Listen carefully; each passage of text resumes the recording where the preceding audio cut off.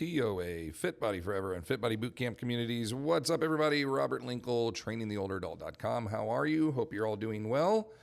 We are going to talk about one of my favorite human beings and educators, I would say, in the industry, Dr. Peter Attia. And this is from a Instagram page, Longevity X Lab, I guess. I saw them post this the other day, and I just loved it. I thought this was great, and I was like, all right, let's go through this together. Peter Attia has spent decades studying how to live past 100. He calls it his centenarian training goals or something along those lines. And here are his 5 biggest hacks that could help you save your life. So the first one that he talks about, well, just to set up, he talks about the 4 horsemen of death. This is cancer, heart disease, and your neurodegenerative decline, and type 2 diabetes / metabolic dysfunction. And in the book Outlive, he has a whole chapter dedicated to the 4 horsemen. He talks about this often in podcasts and etc.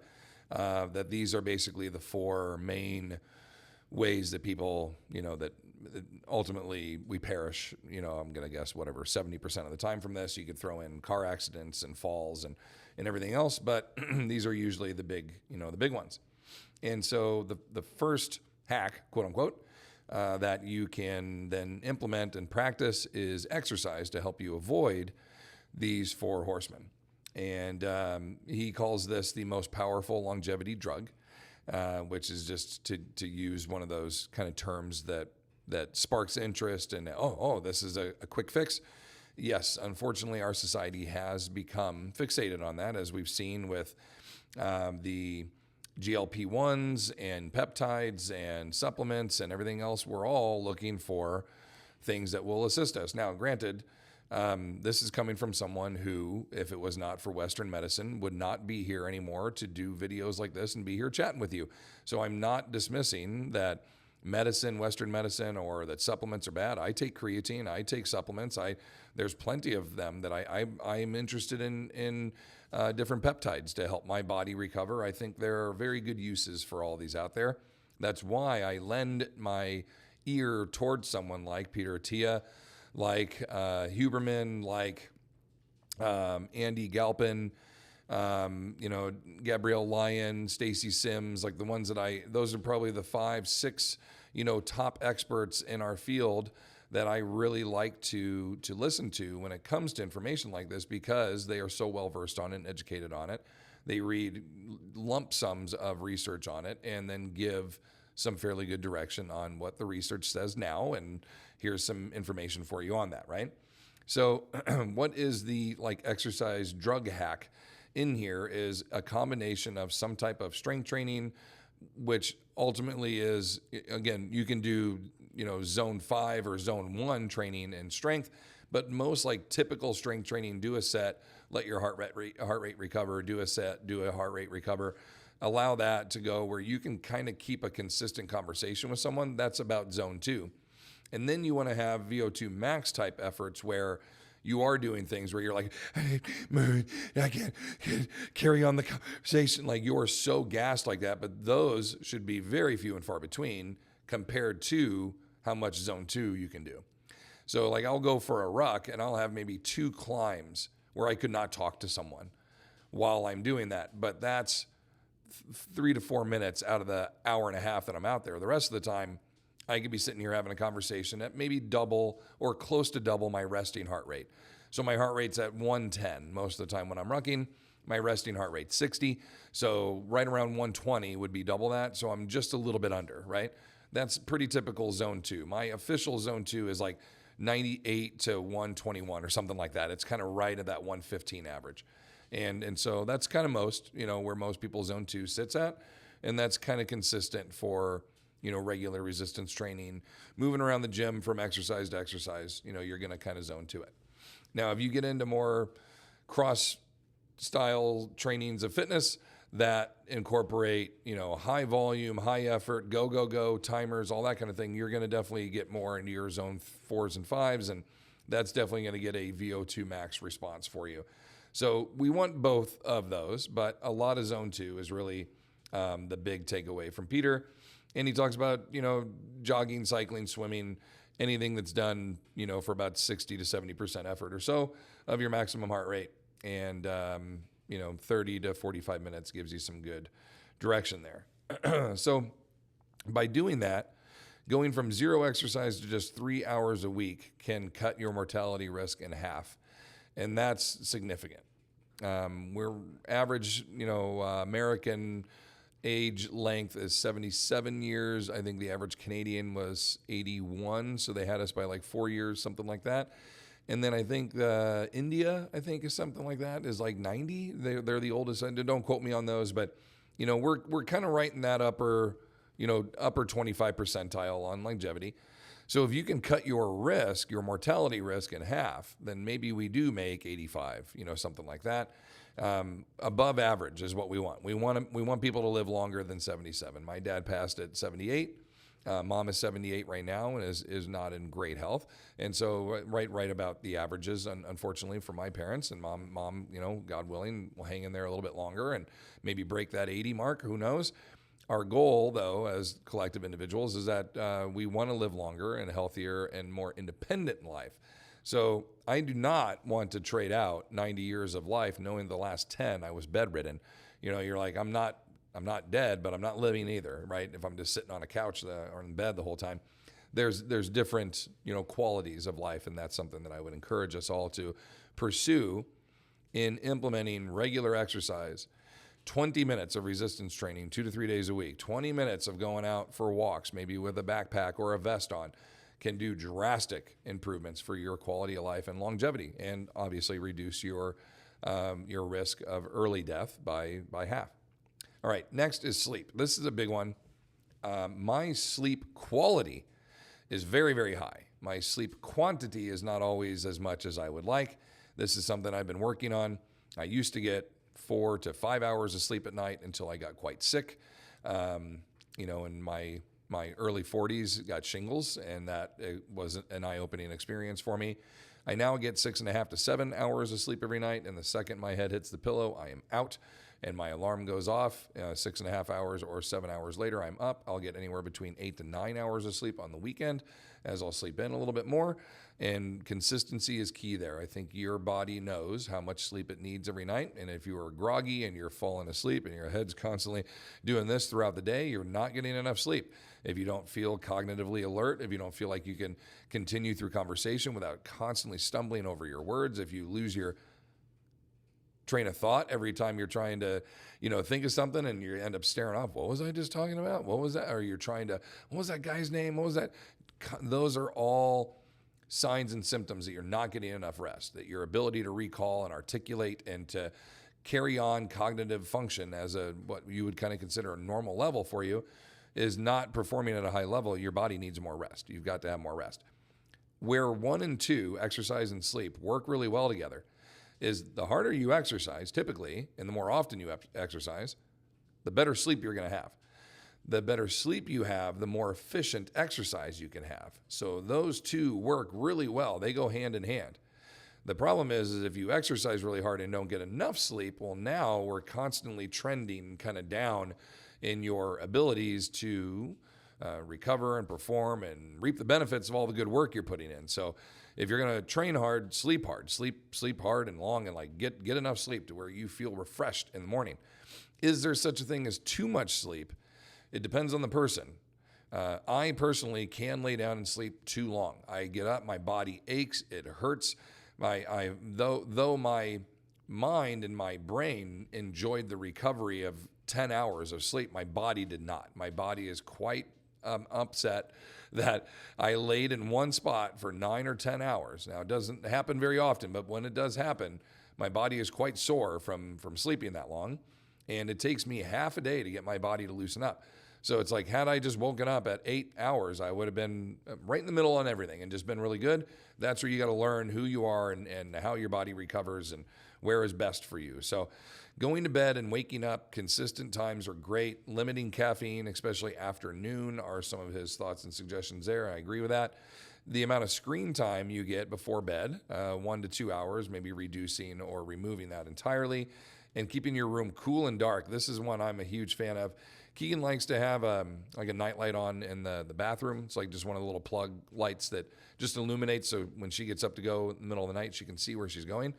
I want it pitch black. I put tape over the VCR light, like that's an old school reference. VCRs, for all you kids out there, used to play tapes that were previously known as a tape player that was now replaced by DVDs, which is now something you rent on Vudu or, on whatever your streaming device is. But it used to be a tape you'd put into a machine, and that machine would play the movie. Well, they had lights all over them, and those lights, when you're in a completely dark environment, can be quite intrusive to the moment that you open your eyes. So as dark as you can make the room, and I would say as cool as you can make it, down to, 62 degrees, shivering, like whatever would make you. Some of the best, deepest sleep I've had is when I slept outside or in a tent. And as long as I am on something comfortable on the ground, because it's so cold and I'm so bundled and warm in my little cocoon of a sleeping bag, I sleep great. When it's really hot out, I wake up every 5 minutes. It's just miserably uncomfortable. So cooling sleep has shown, research-based wise, to produce a better environment for your body to recover and to sleep more soundly and reach deeper levels of sleep. We have these smart devices that you can wear at night on your wrist or around your chest, and it'll tell you what level or layer of sleep you're in. Some take great, pride in knowing they achieved a deeper REM sleep for longer time than others did, etc. Just having something that tracks a little bit to show you consistency is awesome.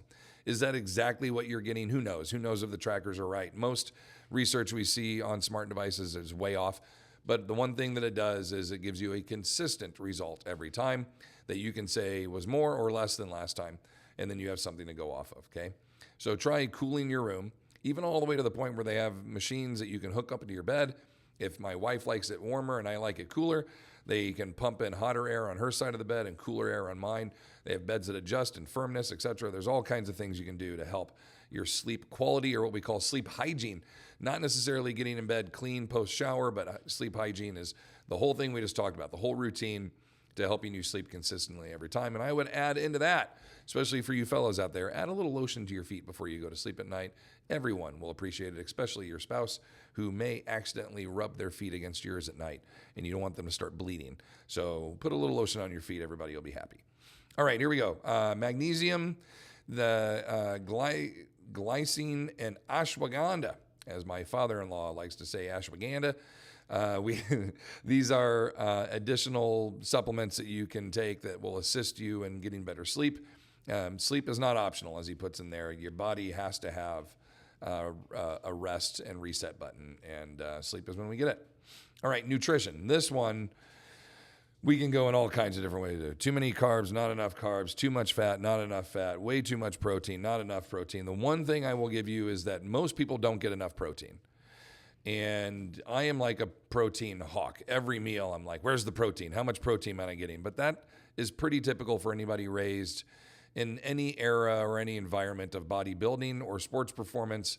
We are taught from a very young age that protein builds muscles, and that's what we seek out the majority of the time. Can you over-protein yourself? Yes, but it's really difficult. In most cases, I saw somebody put up a post yesterday that said, I have yet to see someone become obese that did it by only eating meat. And I thought that was interesting. I'm like, yeah, if someone did the carnivore diet or whatnot, where they were just eating meat and fruits and vegetables, anything that grows out of the earth, non-processed, right? I've yet to see somebody that just does that diet and became obese.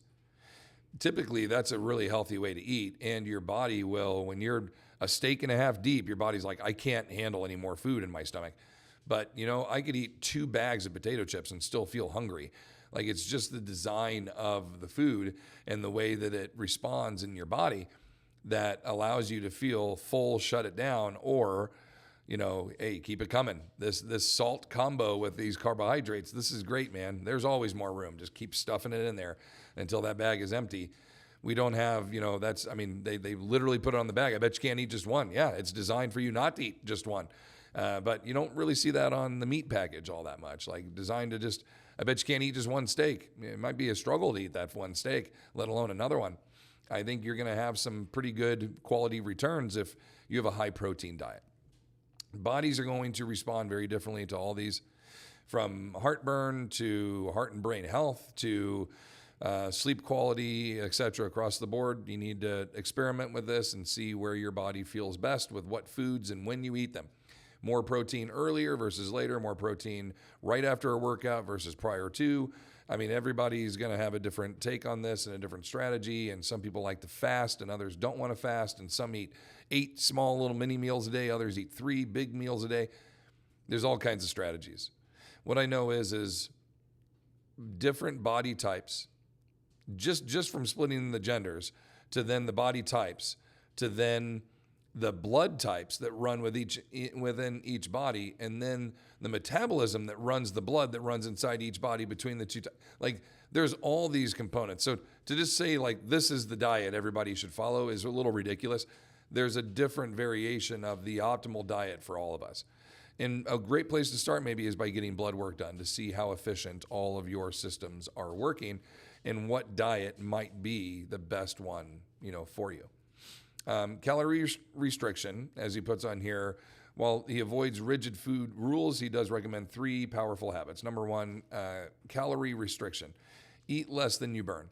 That's just the simplicity of, if my body needs 2,500 calories a day to stay the same like it is now, and I eat 3,000, and I just keep doing that with no exercise or anything else, I'm going to gradually put on a pound of body weight every 4 days or so, and that's just going to keep happening.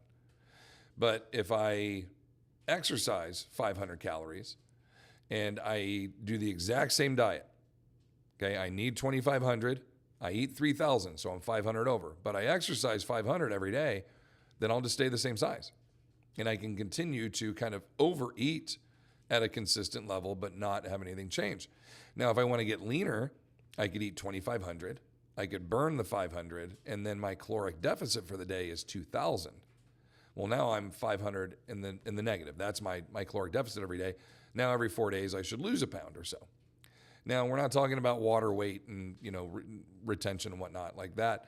You could not drink any water and deplete out probably 8 to 10 pounds, if not more. UFC fighters can drop 15 to 20 in a day, just depending on how much water they retain. It's quite engaging, it's quite interesting how much we can wring out our bodies to get water out of it. We're so well hydrated.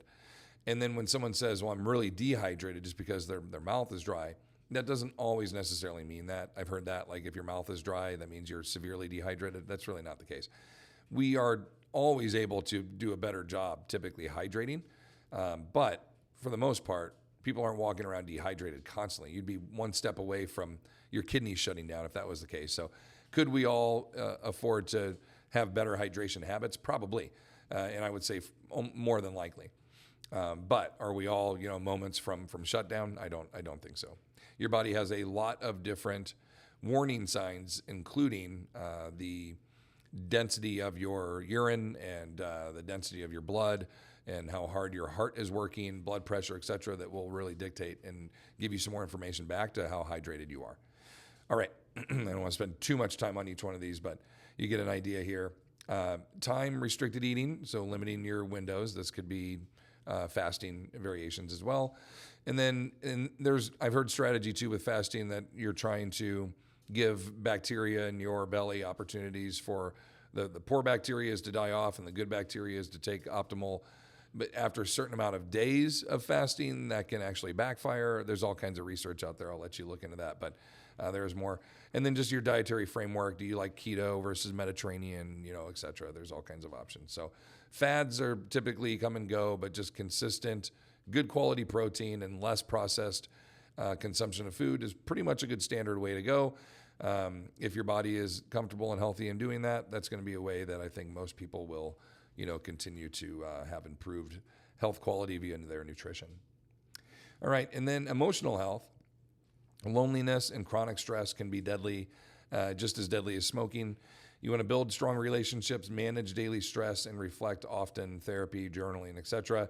Mental peace equals a longer life. I love this. Very important. I've done therapies in the past, have daily routines of of prayer. I've got some of my favorite books that I do morning readings with, and I have some devotionals that I go through. One of my favorites here is the Stand Strong 365 devotions for men. There's a daily reading every day. This puts you in a different mindset of appreciation and a mindset of recognition that, yes, you maybe have some financial things going here or some business things going there or some family things going here. In the grand scheme of things, we have a roof over our head, where our families, generally speaking, are healthy and happy. We've got a good close group of friends. We've got a great relationship between spouse and children, spouse and spouse, parents and family members. Like, all in all, not a whole lot to complain about. And when you have opportunities on a daily basis to reflect on that, you learn to appreciate it a lot more. And then your faith and your connection to God or whoever it is for you that you look to for a higher power, etc., you can find more mental peace there. And there's just so many things going on in our world as well, from politics to war to famine and homelessness and etc. across the board. Like, it's very easy for people to say, yes, I'm stressed out and there's lots of things to be worried about. In one sense, like, might be better or healthier for you to detach from watching so many things and be less stressed, even though it's happening. I'm not saying turn a blind eye and pretend, you're in a bubble, but how much can we actually control and invest and change where the amount of stress that we're investing in that return? I don't know if that's the best use for a lot of our times. And a lot of times it's as Bedros would put it, screen sucking, looking at the screen and just, taking quality time and minutes out of your life for something that doesn't really bring a lot of value back to you. Something that you may consider here to find some emotional health. So I think there's good thoughts there. Mindfulness, gratitude, etc. Rebuilding connections. There aren't just feel-good habits, he says. They actually help regulate blood sugar and improve your overall health to a biological level, and that's absolutely true. All right, number 5 is bone density. Fragile bones equal fragile future, and basically you're one fall away from never walking again, and another fall or stumble away from not living anymore. So hip fractures in older adults, between 15 and 30% of mortality rates, often due to loss of mobility. So now your quality of life is quite drastic, and best ways to increase your bone density, here we go: resistance training, high impact exercises like jumping. Yes and no, you got to do this appropriately. We see people out there that just they get a jump rope and just start jumping, and it's like, you haven't done anything in 45, 50 years. You're going to hurt yourself by doing that. You've got to gradually build into things like jumping and sprinting. A lot of coaches out there that like to bring back sprinting. I think it's great. I do. I think there's great value in that. You just like resistance training, you got to gradually build your way into this. You can't just go weekend warrior it. You're going to blow an ACL or tear a hamstring or an Achilles, and now you're screwed. Adequate protein, great, love it, and then vitamin D and calcium. All that goes a long way to help you maintain some good bone density. Fractures later in life can be deadly. Absolutely, 30% mortality rate as the breaks become more serious. Hip, femoral neck, clavicle, back, femur. These are all big ones. You break one of those, your quality of life is really going to change.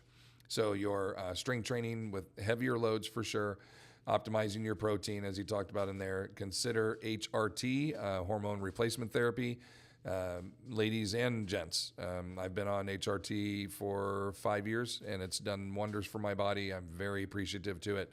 I had a major life change where my thyroid basically stopped working due to a tumor in it. And I lost my thyroid and my parathyroid and had that removed, and had to have a recovery from that and medications that kind of got my thyroid back to a normal level. But for 5, 6, 7 years, testosterone levels were literally at zero, like not healthy, not good. And when your body just won't produce that anymore, you've got to find it in another way. There's a lot of great research that connects the generational development of food, pesticides, processed foods, etc., to a drastic decline in testosterone, specifically in men. And so, yes, unless we're going to be able to find food that doesn't have all that in there, which is very difficult to do, and then like reprogram your body to go back. We're going to have to do something at this point to try to improve the quality of our health. And there's very good research to showcase that HRT, not for everyone, but for most, is quite healthy and produces great results. And then using bone supporting meds when appropriate. If you can resistance train really hard for a year, work on your sleep and recovery and your sleep hygiene like we talked about, get adequate protein intake on a daily basis consistently without missing days, and potentially ruck and or do some higher impact cardio, I think you can, if not nullify the loss of bone, you can actually grow bone for the majority of folks. But most people won't commit to do that consistently for a year to see if their DEXA scan scores will increase. Most will do it hit and miss here and there.